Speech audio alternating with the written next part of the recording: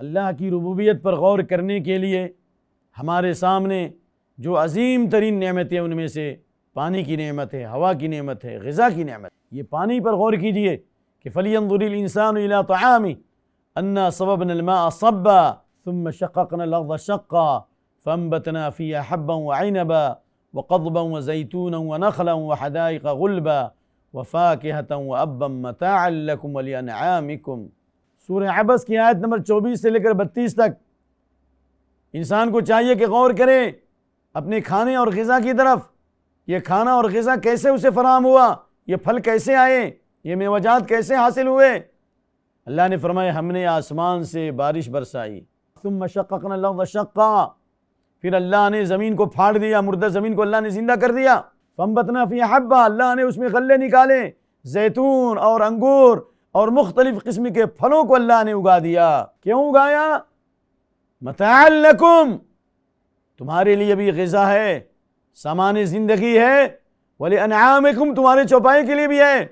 تو اس پانی کے ذریعے اللہ نے زندگی بخشی اور اس پانی کے ذریعے اللہ نے مردہ زمین کو زندہ کیا اور اس پانی کے ذریعے اللہ نے غذا کا انتظام فرمایا. تو کیا اللہ کی ربوبیت کا اعلان نہیں ہے؟ کیا انسان کو اس پہ غور نہیں کرنا چاہیے؟ اس بات کا پیغام ہے کہ انسان کو اللہ کی ربوبیت کے اقرار کے ساتھ اللہ کی الوہیت اور اس کی عبودیت کا اقرار کرنا چاہیے. یہ اس بات کا اعلان ہے کہ اللہ کی ربوبیت کے اقرار کے ساتھ اللہ کی عبادت اور اس کی بندگی کا اعلان کرنا چاہیے اور اللہ کی اطاعت و بندگی کے اوپر قائم رہنا چاہیے. غور کیجئے کہ کس طرح زمین کے نیچے آب شیریں کی سوتیں بہہ رہی ہیں، زمین کے اوپر بھی ہر طرف دریا رواں دواں ہیں.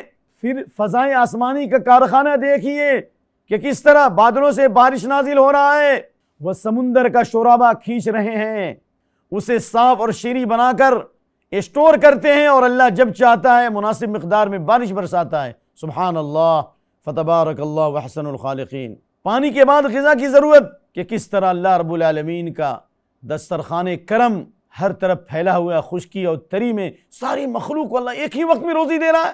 کوئی ایسی مخلوق نہیں ہے جس کی روزی کا انتظام نہ کیا جائے. ٹھنڈے علاقے میں جو مخلوق ہے اللہ نے اس کے اعتبار سے اس کی روزی کا انتظام کیا. گرم آب و ہوا کی جو مخلوق ہے اللہ نے اس کے لیے اسی اعتبار سے روزی کا انتظام فرمایا، اس لیے کہ وہ اللہ رب العالمین ہے. سورہ ہود آیت نمبر 6 وَمَا مِن دَابَّةٍ فِي الْأَرْضِ إِلَّا عَلَى اللَّهِ رِزْقُهَا، زمین میں کوئی بھی مخلوق اور جاندار ایسی نہیں ہے جس کی روزی اللہ کے اوپر نہ ہو. اللہ ساری مخلوق کو ایک ہی وقت میں روزی فراہم کرتا ہے.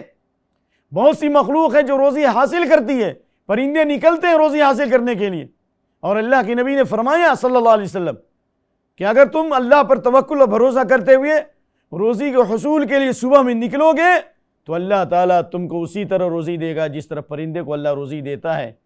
صبح میں وہ خالی پیٹ جاتے ہیں اور شام میں آتے ہیں ان کا پیٹ بھرا ہوتا ہے.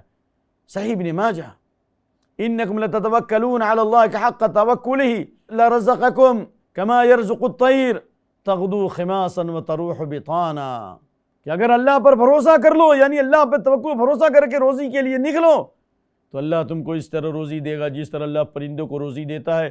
یہ پرندے صبح میں خالی پیٹ جاتے ہیں، جب شام میں آتے ہیں ان کا پیٹ بھرا ہوتا ہے. کون روزی دے رہا ہے ان کو؟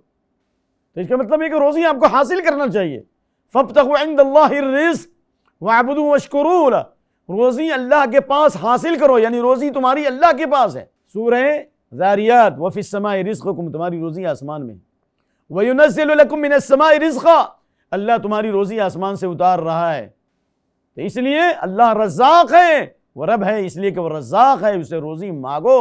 فَابْتَغُوا عِندَ اللَّهِ الرِّزْقَ وَاعْبُدُوهُ، اور روزی مانگنے کا طریقہ یہ ہے کہ اللہ کی خالص عبادت کرو.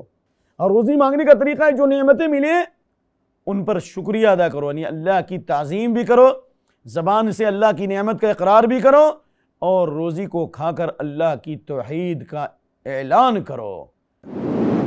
مرسی ٹی وی کے مزید ویڈیوز کے لیے ہمارے چینل کو سبسکرائب کریں اور بیل آئیکن کو ضرور دبائیں. جزاک اللہ خیرن.